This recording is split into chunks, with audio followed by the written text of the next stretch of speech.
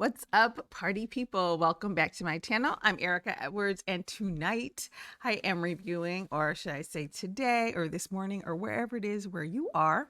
Tonight I will be reviewing and recapping a 90-Day Fiancé Before the 90 Days, Season 6, Episode 5. Suspect. I'm so far behind. They are merging in my mind, people, but I'm going to get caught up. I told you guys I'm bringing out more content, and I am going to do it. So we're going to make this short and sweet because we got a few of these to go so we can finally go live. All right, people, let's get into it.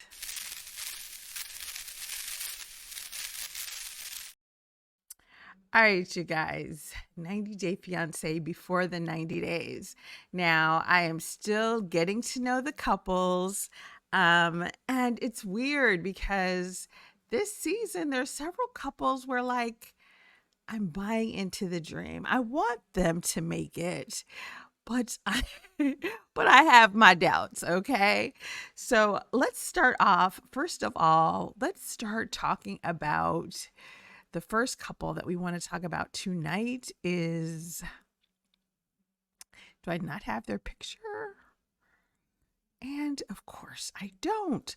Let's start tonight talking about, here we go, Nicola and Meisha. Okay, I think they're a great couple. Tonight, they actually, in this episode, we get to see them meeting. And let's take a look at that first meeting and let me know what you guys think. All right, let me pull up their first meeting right quick and let me know your thoughts. There's a moment there where they first meet each other, and Meisha is so pretty. I like this couple because I like that they're brought together by religion. I really do. But they have their issues, and let's get into it. Here we go. All right, let's take it from the top. Oh, Nico. My God. It's so okay, good. so I love their interaction here. You know, they're so excited to see each other. I'm so completed. Now, this is the part. Look at I'm this, very guys. happy. Watch this. It's happened. How happy are you? From here to heaven and back. Okay. Thanks be to God. Okay. That look right there. Thanks be to God. Okay. So Meisha is gorgeous. I mean, absolutely beautiful, but also kind of like Amanda, still a little insecure, in my opinion. Like, girl, come on. And Nicola, I like him because he seems so true and authentic. But however, let's keep watching. Huh? What does that mean again? I love you more than anything, Meisha. More than anything, he Did I loves look you, exactly Meisha. how you thought I would when you first saw me? Yes. I looked the exact same. Exactly, even better. Better in person than on the phone. Yes. Okay, again, she knows she's attractive, or she should, but she still is constantly vying for that validation. So, you know, but I don't want to say too much about this couple because they came together in the name of Jesus. So you got to support it. But, oh no, she's giving pick me energy. Okay. But this is the part here, you guys. Take a look at it right here. Here we go. Did it meet your expectation when you saw me? It far exceeded my expectation. Wait, let's go back. Did you guys see that look? Did you see that look, you guys? When Nicola asked her, "Did I meet your expectations?" She gave that look. Far exceeded my expectations. Let's go back. Let's go back a little bit further. Here we go. That look right there. That look right there, people. That's the look when you don't want to tell him that he's ugly, okay? When he said, "Did I meet your expectations?" and that look right there, this is what that look says right there. It says, come on. No. No. No, I'm sorry. I am so sorry. I'm sorry. I'm sorry, Nicola. You do not meet her expectations.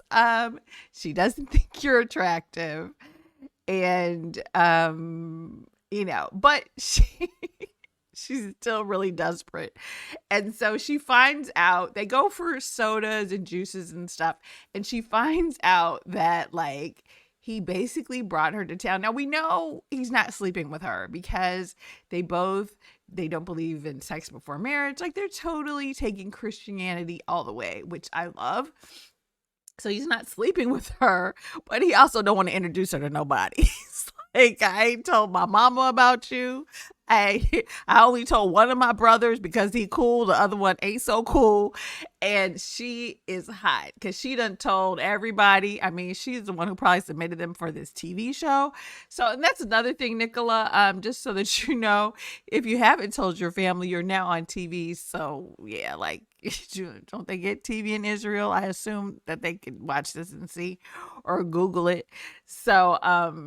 So they're interesting. They're very interesting. So now the thing with Meisha that I recognize is she's gorgeous.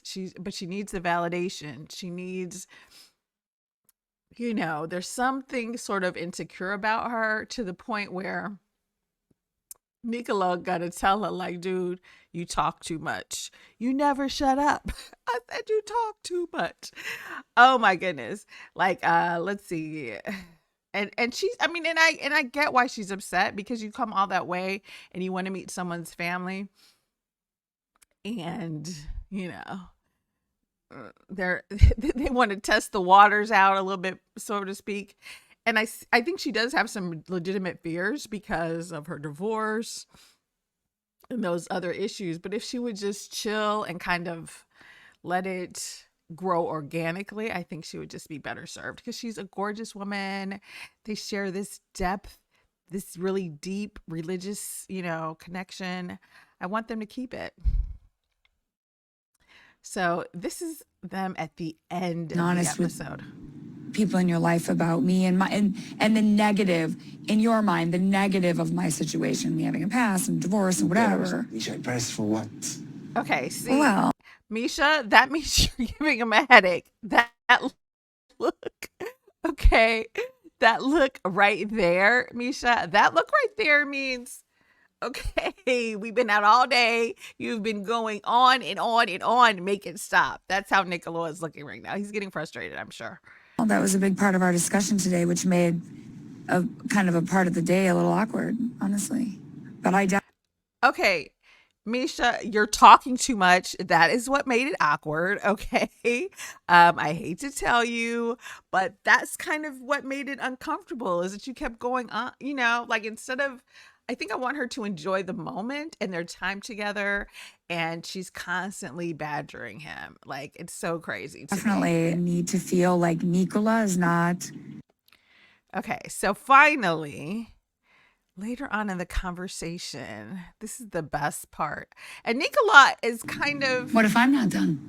If you could, What if I'm not done? Nicola is not, he tries to cut her off. He tries to kind of give her the hint without kind of going off. And it's interesting.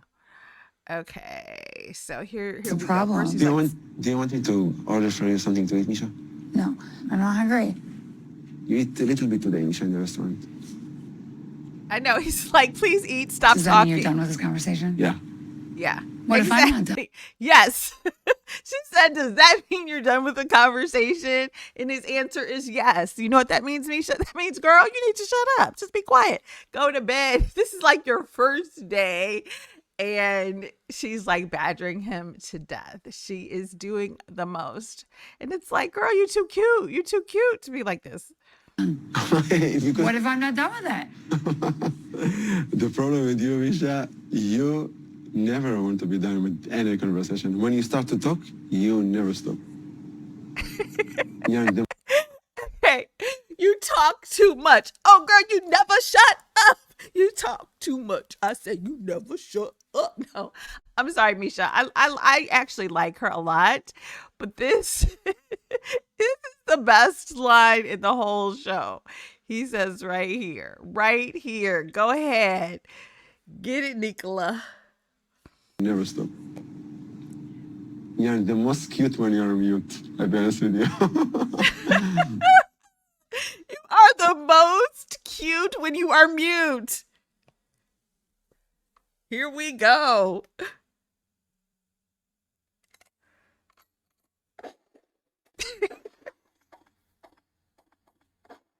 Go ahead, Nicola.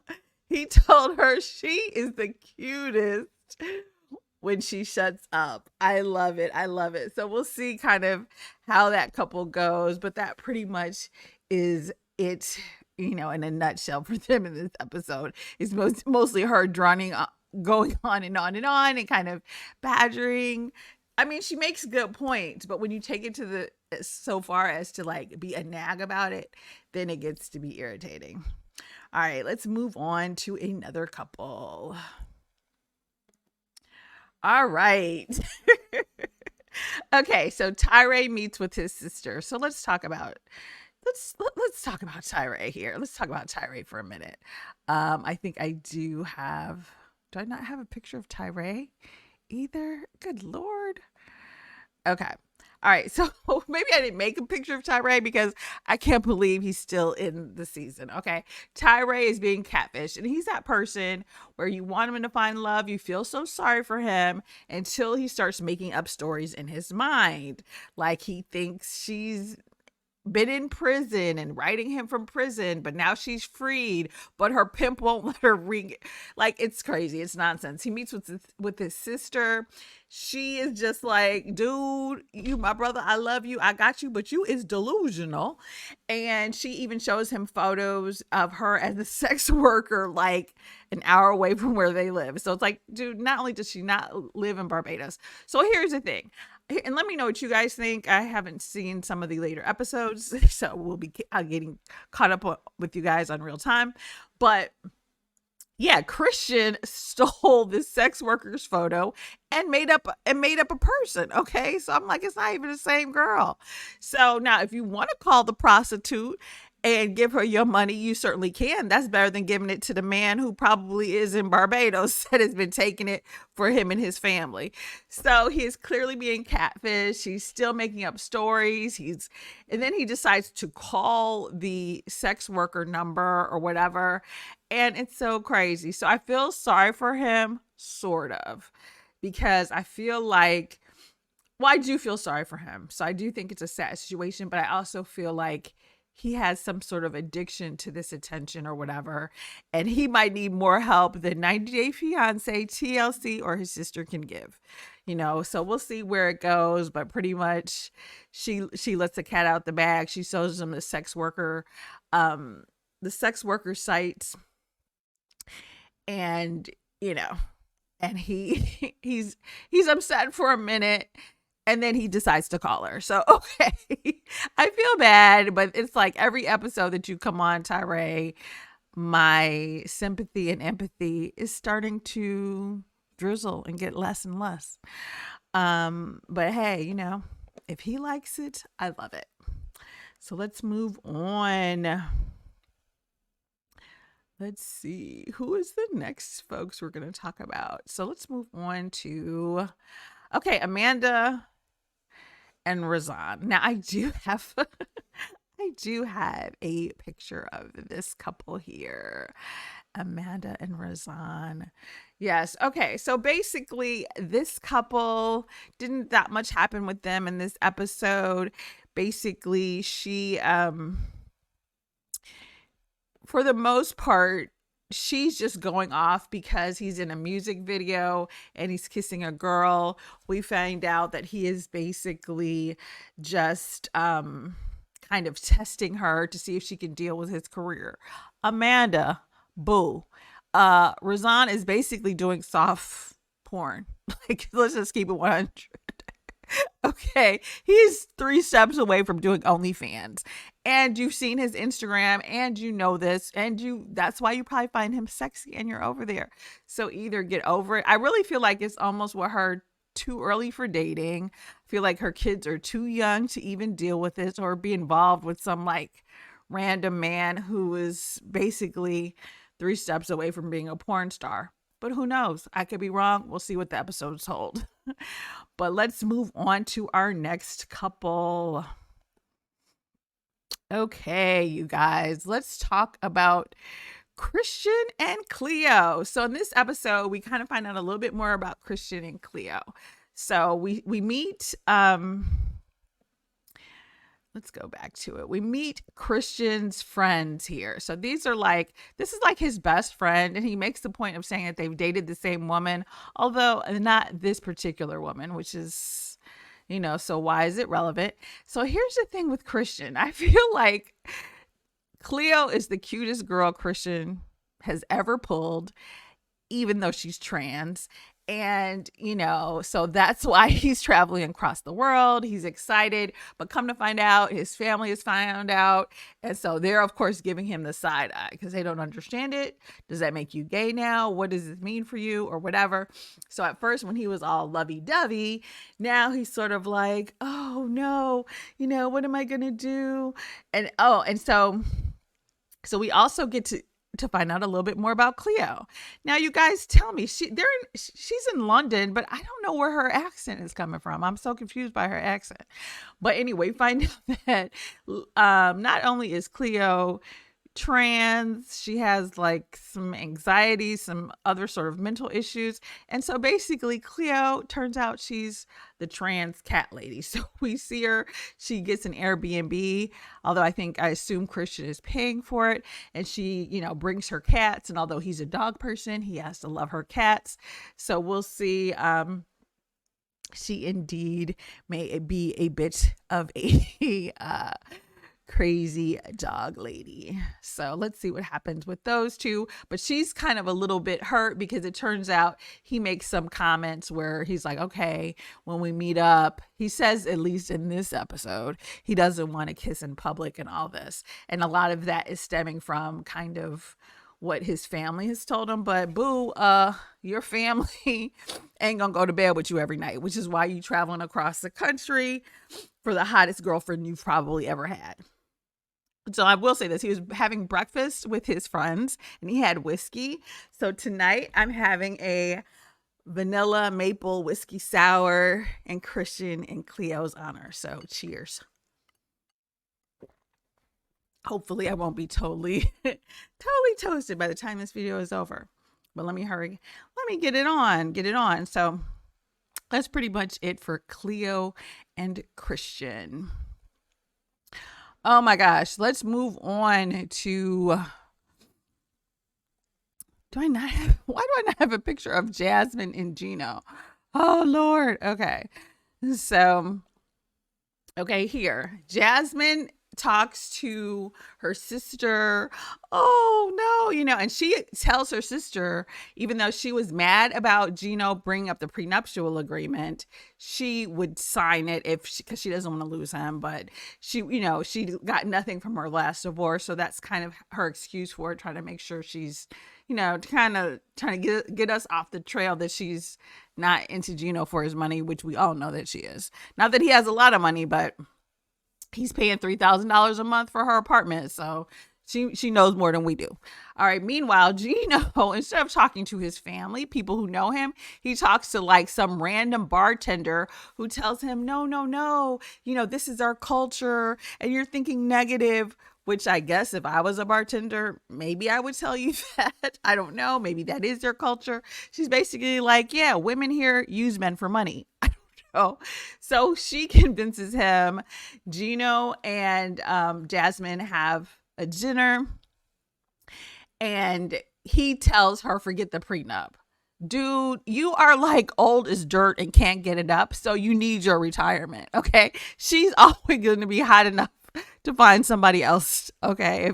If things don't work out, you're going to be the one living with your family, which is why they told you to have her sign a prenup.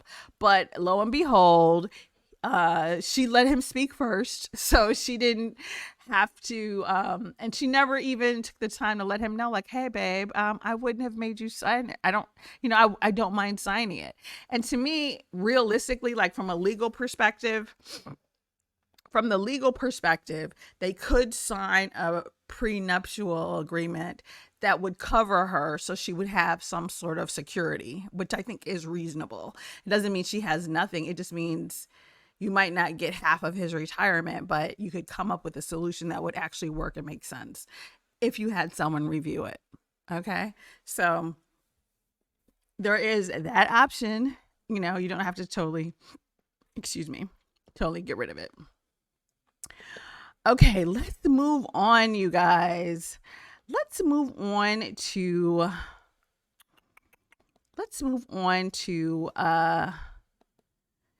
David and Sheila. Okay, I do have photos of them. Okay, so David is deaf. So I want to root for them. I am rooting for them. I like David. I like Sheila. But here is the issue, you guys. Okay, here's the problem. David flies into the Philippines, okay, which is, I don't know, what is it, 10, 11, 12-hour flight. He flies into the Philippines. She picks him up. They have a great meetup. And they go to the restaurant. And, first of all, he's like shocked by the Philippines and probably how like busy, so many people, how dirty it is, etc. So they go to this restaurant to get some food. And here's the thing. She says, oh yeah, that's right, you need to pee. Okay, first of all, you guys,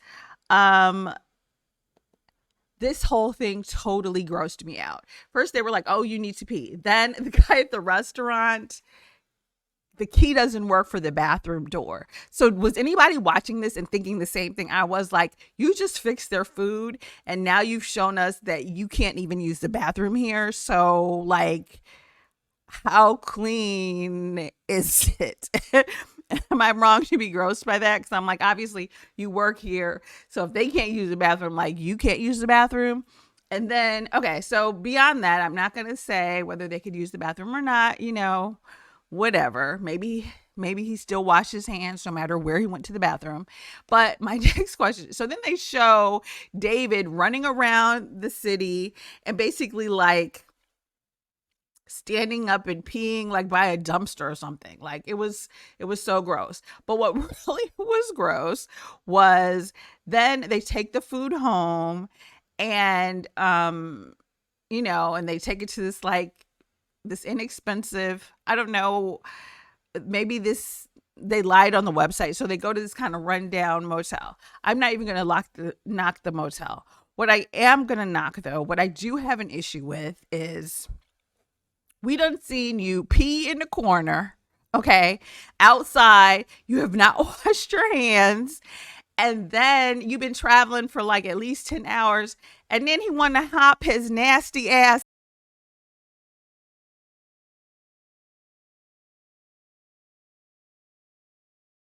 Okay, he wants to, sorry, you guys. He will add, basically, he hops his nasty ass in the bed without taking a shower. I didn't even see him wash his hands. Sheila goes and takes a shower and changes clothes. And she didn't travel across the world. And I know you wanted to get some. I know it's been some years and stuff. But I tell you, I'm not even like a germaphobe. But that was so like, David, you're from America. Do better. Like, we shower here. I'm just saying the pandemic is over. You can bathe now. That's all I'm saying.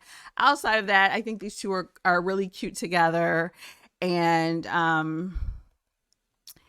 think they're adorable basically, but that part just totally grossed me out when he got in the bed and and basically, didn't shower. He just hopped in the bed like, oh, okay, whatever. It's all good. It's all good. So that was that couple. All right. So the final couple we're going to talk about tonight is Riley and Violet. Okay. I love me some Violet because I think Violet keeps it 100. She ain't making no crazy promises. She gonna let it do what it do. She keeps it really straight with Riley. And Riley, you should be grateful. But to me, Riley is such, dare I say, bitch boy behavior. Okay, this is my channel. I will keep it 100. He acts like a bitch to me. Okay, so first of all, he had a date with her before, and so she tells him the next day, like, maybe she got to work. People got jobs. It's not easy for everybody in these other countries. So she's like, because they're in Vietnam. So he calls his friend, and his friend is like, what? I don't even think he's called back the detective yet. So finally, Violet changes her mind and decides, like, okay, I guess I am tripping. If I want him to like me, then I need to go ahead and spend the time with him. And so let's watch the video of them, because even after she does all that, she meets with you. Here he go again. Him and Meisha, I swear to God, they do the most. So let's watch it. Why? I need like AC outside. We go inside, okay? Okay. And I Slow like down that she just wants a to little show for him me, his 'cause country. my knee is hurting. Your knee? Yeah. I have a bad knee. It's from the military. Can sit, I don't need to sit down. I'm good. I can handle it. I just, sometimes it hurts when I walk when you around. hurt, you tell me. I didn't think that you would respect me if you knew that I hurt, because I know you like strong men. Okay, if you know she likes strong men, then why are you constantly complaining? Okay, because that's not a strong look, Riley. I'm just going to tell you right now. It's not. It is just not. And let's see. So she shows him like their area. Then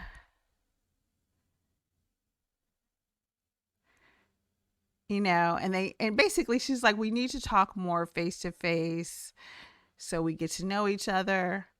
There was another scene here.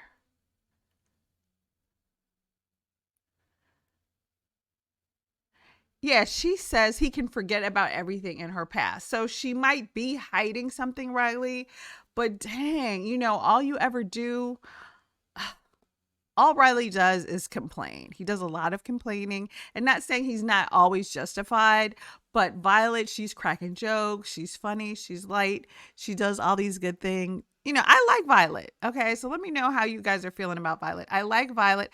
I like Riley too, but that's the thing I think with some of these Americans in this season. Some of them just seem so insecure, and not that they haven't seen Insecure in other seasons, but this season in particular. And I want everybody to find love. Like, Lord knows, I don't know. I think I want to go to another country and find me somebody. But all right, you guys. So this was season 6, episode 5. Suspect. That's the name of the episode. That's it for this episode. I'm going to be back shortly because I still got to finish my drink. I'll be back shortly. If you stayed through to the end, thank you so much. Like, comment, subscribe. Let's get it popping in the comments. And I will be back shortly with episode 6. So ciao for now, folks. Make it a great day. Bye.